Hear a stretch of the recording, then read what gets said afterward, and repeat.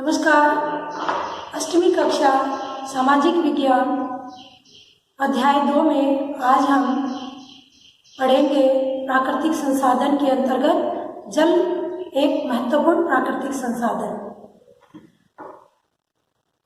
आप सभी को पता है जिस प्रकार भूमि और मृदा प्राणी जगत के लिए महत्वपूर्ण प्राकृतिक संसाधन है, वैसे ही जल भी मनुष्य के साथ साथ संपूर्ण पृथ्वी के लिए बहुत ही महत्वपूर्ण प्राकृतिक संसाधन है।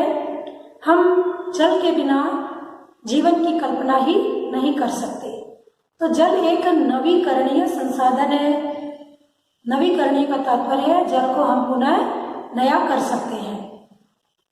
तो भूपृष्ठ के 3/4 भाग पर जल फैला हुआ है, यानी भूपृष्ठ है वो 3/4 भाग जल से ढका हुआ है, और इसलिए हम पृथ्वी को जल ग्रह के रूप में भी जानते हैं।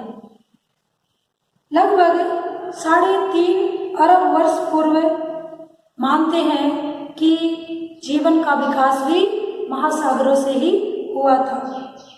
यद्यपि आज भी महासागर पृथ्वी के सतह के 2/3 भाग को ढके हुए हैं और विविध प्रकार के पौधे और जंतुओं को मदद करते हैं। यानी जो महासागर है विविध प्रकार की वनस्पतियां, पौधे और जंतु जगत है, इसके अंदर फलते फूलते हैं। महासागरों का जल लवणीय होता है। लवणीय का तात्पर्य है खारा पानी होता है जिसका मनुष्य सीधे प्रयोग नहीं कर सकता। तो अलवण जो जल है, केवल अलवण जल यानी इसका मतलब है मीठा जल।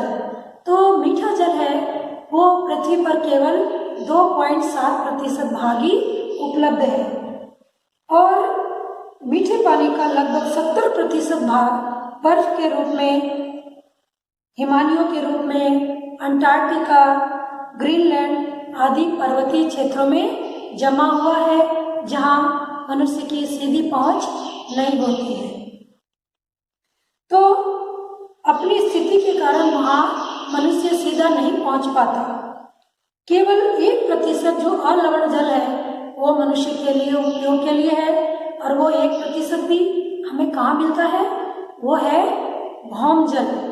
यानी जो जल है हमें भौम जल के रूप में भूमि के नीचे और नदियों में, झरनों में और वायुमंडल में जलवाष्प के कणों के रूप में उपलब्ध होता है। कहने का मतलब जो वायु, जो हमारे धरती पर 2.7% जो मीठा पानी है, उसका भी 1% भाग ही हमें सीधे उपयोग के लिए प्राप्त होता है। तो इसीलिए अलवणीय जल है पृथ्वी का सबसे महत्वपूर्ण और मूल्यवान संसाधन माना गया है। अब इसे न तो हम घटा सकते हैं और न ही इसे हम बढ़ा सकते हैं। इसकी कुल मात्रा जो है स्थिर है। इसकी प्रचुरता में विविधता प्रतीत होती है कि प्रचुर तो है लेकिन इसकी विविधता है। यानी जल जो है लवणीय जल और अलवणीय जल यानी विभिन्न रूपों में पाया जाता है। पृथ्वी के 3/4 भाग को ढका हुआ है, लेकिन ये विविध रूपों में है। जो मनुष्य या प्राणी जगत जिसका सीधा उपयोग करते हैं वो बहुत कम मात्रा में उपलब्ध है। अब इसकी प्रचुरता में विविधता प्रतीत होती है क्योंकि यह वाष्पीकरण, वर्षण और वह की प्रक्रियाओं द्वारा महासागरों, वायु, भूमि, पुनः महासागरों में चक्रण के द्वारा निरंतर गतिशील रहता है।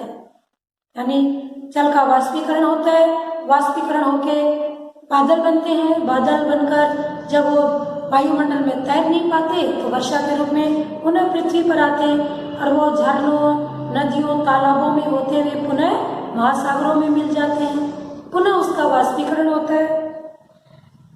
तो मनुष्य जल की बड़ी मात्रा का उपयोग न केवल पीने और धुलाई में करता है वरन अन्य प्रक्रियाओं में भी करता है। जैसे मनुष्य का जो है वो जल का प्रयोग दिन प्रतिदिन बहुत अधिक मात्रा में वो उसका कंज्यूम यानी उपयोग करने लग गया है। अब जल का उपयोग हम किन किन भागों में करते हैं? पहला है घरेलू उपयोग में।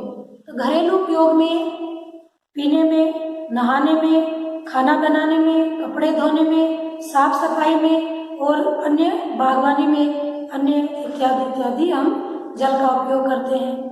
इसके अलावा उद्योगों में जल का भरपूर मात्रा में उपयोग किया जाता है।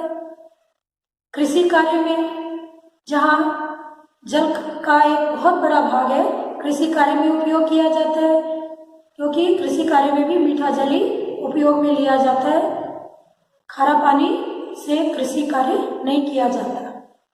इसके अलावा विद्युत उत्पादन में और भी बहुत से ऐसे क्षेत्र हैं जहाँ जल का उपयोग किया जाता है। अब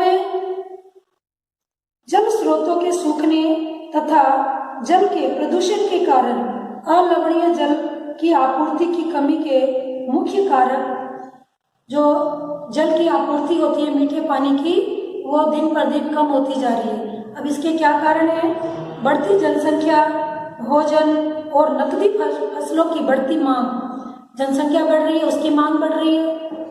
भोजन के लिए जो हम फसल उगाते हैं, क्योंकि जैसे जनसंख्या बढ़ेगी उनके लिए भोजन चाहिएगा, अधिक फसल उत्पादन के लिए जल की अधिक आवश्यकता होगी।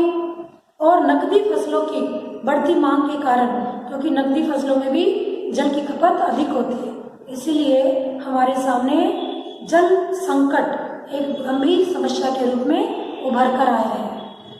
अब ऐसे प्राकृतिक संसाधन जो बहुमूल्य है और धरती पर सीमित मात्रा में उपलब्ध है, उसका संरक्षण करना अति आवश्यक है। यदि हम उसे संरक्षित नहीं करेंगे तो हमारा जीवन है संकट में हो जाएगा। अब हम एक नज़र डालें कि हम जल संसाधनों का संरक्षण है किन किन तरीकों से कर सकते हैं, किन किन विधियों से कर सकते हैं। तो आज विश्व में शुद्ध तथा पर्याप्त जल स्रोतों का पहुंचना एक बड़ी समस्या बनी हुई है। इस क्षीण होते संसाधन के संरक्षण के लिए कठोर कदम उठाने की आवश्यकता है। यद्यपि जल एक नवीकरणीय संसाधन है, तथापि इसका अति उपयोग और प्रदूषण इसे उपयोग के लिए अनुपयुक्त बना देता है। हम अति उपयोग करते हैं और इसको प्रदूषित करते हैं, जो हमारे कोई बाद में उसका कोई उपयोग नहीं रहता, उपयोग करने के लायक ही नहीं रहता। अशोधित या आंशिक रूप से शोधित वाहित मल, कृषि रसायनों का विसर्जन, जल निकायों में औद्योगिक बहिस्राव यानी कल कारखानों से निकलने वाला जो अवशेष है उसको भी जल में प्रवाहित करना, रसायनों का विसर्जन और जल निकायों में जितने भी पीड़ानाशी है या केमिकल्स होते हैं या रासायनिक तत्व होते हैं, वो हम सीधे जल में प्रवाहित कर देते हैं, नदियों में प्रवाहित कर देते हैं, जिसके कारण वो जल प्रदूषित हो जाता है।